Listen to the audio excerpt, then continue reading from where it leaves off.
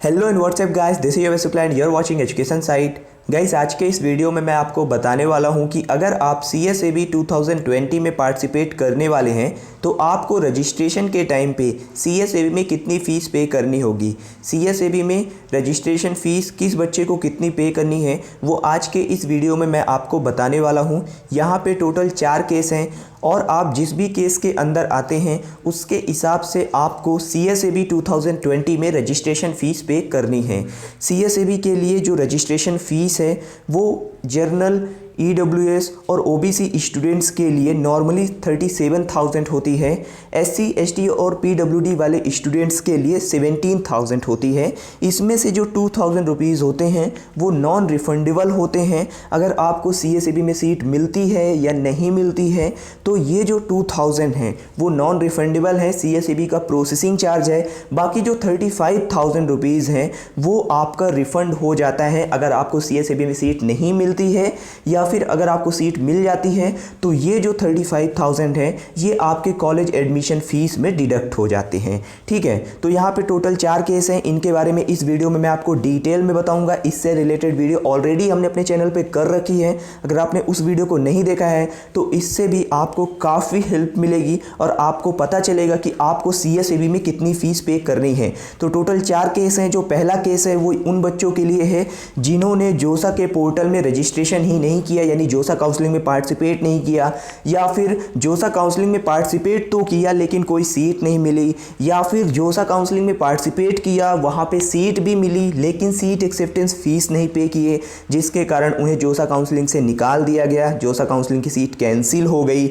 इसके बाद ऐसे स्टूडेंट जिन्होंने जोसा काउंसलिंग में पार्टिसिपेट किया और एग्जिट ऑप्शन सेलेक्ट किया, या फिर उन्हें जोसा में IIT में सीट मिली है और अब वो CSAB काउंसलिंग में NIT प्लस सिस्टम में एडमिशन लेना चाहते हैं, तो इन सारे स्टूडेंट्स को अगर वो जर्नल, EWS या OBC से हैं तो 37,000 रुपीज़ पे करना है, और अगर वो SC, ST या PWD कैटेगरी से हैं तो उन्हें 17,000 रुपीज़ पे करना है। ठीक है, अगर जोसा में पार्टिसिपेट नहीं किया, पार्टिसिपेट किया लेकिन सीट नहीं मिली, पार्टिसिपेट किया सीट भी मिली लेकिन सीट एक्सेप्टेंस फ़ीस पे नहीं की, एग्जिट कर दिया जोसा काउंसलिंग से, या फिर अलॉटेड सीट जो है वो IIT में है तो 37,000 रुपीज़ या फिर 17,000 रुपीज़ पे करनी होगी। ठीक है, इस केस में मैक्सिमम स्टूडेंट आते हैं जो CSAB में पार्टिसिपेट करते हैं। ठीक है ना। इसके बाद जो दूसरा केस है उसमें कहा गया है कि ऐसे स्टूडेंट जिन्हें जोसा काउंसलिंग में सीट अलॉटमेंट हुआ है, उन्होंने सीट एक्सेप्टेंस फ़ीस भी पे कर रखी है और पार्शियल एडमिशन फ़ीस, जो पार्शियल एडमिशन फ़ीस है वो आपको पे करनी थी। अगर आपने पे कर रखी है पार्शियल एडमिशन फ़ीस भी जोसा की काउंसलिंग में, तो आपको CSAB में पार्टिसिपेट करने के लिए, आप किसी भी कैटेगरी से हो, 2,000 रुपीज़ पे करने होंगे। ठीक है, पार्शियल एडमिशन फ़ीस जो थी वो 40,000 रुपीज़ थी जर्नल, EWS और OBC के लिए, SC, ST और PWD के लिए 20,000 रुपीज़ थी। ठीक है ना। इसके बाद ऐसे स्टूडेंट जिन्होंने CSAB की काउंसलिंग में पार्टिसिपेट किया है और जोसा काउंसलिंग में उन्हें जो सीट मिली थी उसे उन्होंने विड्रॉ कर लिया, या फिर सीट एक्सेप्टेंस फ़ीस तो पे कर दी लेकिन डॉक्यूमेंट वेरिफिकेशन में उनके डॉक्यूमेंट सही नहीं थे और उनकी सीट कैंसिल हो गई। ठीक है, ऑनलाइन रिपोर्टिंग में उन्होंने सीट एक्सेप्टेंस फ़ीस पे कर दी लेकिन जब वेरिफिकेशन हुआ डॉक्यूमेंट्स का तो उनकी सीट कैंसिल हो गई। ठीक है ना, किसी डॉक्यूमेंट के कारण। तो इन स्टूडेंट्स को भी जोसा के बाद CSAB की काउंसलिंग में पार्टिसिपेट करने के लिए 2,000 रुपीज़ ही पे करना होगा, चाहे वो किसी भी कैटेगरी से हो। इसके बाद जो नंबर 4 केस है उसमें बताया गया है कि ऐसे स्टूडेंट जिन्हें NIT प्लस सिस्टम में जोसा की काउंसलिंग में सीट मिली है, उन्होंने सीट एक्सेप्टेंस फ़ीस भी पे कर दी लेकिन उन्हें पार्शियल एडमिशन फ़ीस के बारे में पता ही नहीं। ठीक है, उन्होंने पार्शियल एडमिशन फ़ीस नहीं सबमिट की जो कि 40,000 और 20,000 रुपीज़ है। तो इन बच्चों को भी CSAB में पार्टिसिपेट करने के लिए 2,000 रुपये पे करना होगा। पार्शियल एडमिशन फ़ीस जो सबमिट नहीं करेंगे उनकी सीट कैंसिल हो जाएगी, जोसा की सीट वो उनकी कैंसिल हो जाएगी। तो इन बच्चों को भी 2,000 रुपये पे करना होगा।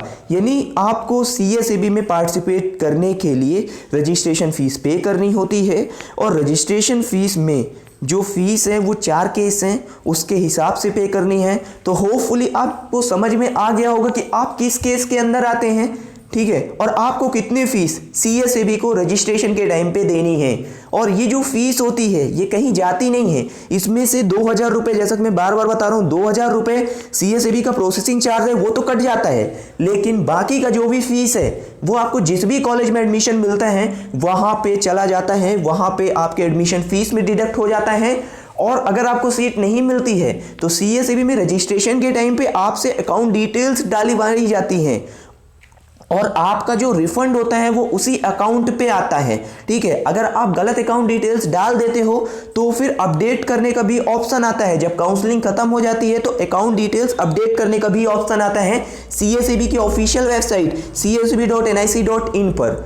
तो ये वीडियो काफ़ी इंपॉर्टेंट है, दोस्तों के साथ ज़्यादा से ज़्यादा शेयर करिए ताकि उन्हें भी इंफॉर्मेशन मिल सके कि उन्हें कितनी फीस पे करनी है। और ट्राई करिए कि सबको बताइए कि CSAB में वो पार्टिसिपेट करें, क्योंकि बहुत अच्छा अपॉर्चुनिटी है आपके पास एक अच्छी सीट लेने का। बस काउंसलिंग सही से करिएगा, चॉइस फिलिंग सही से करिएगा, सबसे इंपॉर्टेंट है चॉइस फिलिंग। और डॉक्यूमेंट वेरिफिकेशन के टाइम पे थोड़ा सा एक्टिव रहिएगा, क्योंकि जोसा में कई सारे बच्चे ऐसे हैं जिन्हें सीट तो मिल गई लेकिन उनका डॉक्यूमेंट वेरिफिकेशन या ऑनलाइन रिपोर्टिंग नहीं हो पाया या सीट एक्सेप्टेंस फीस उन्होंने पे की।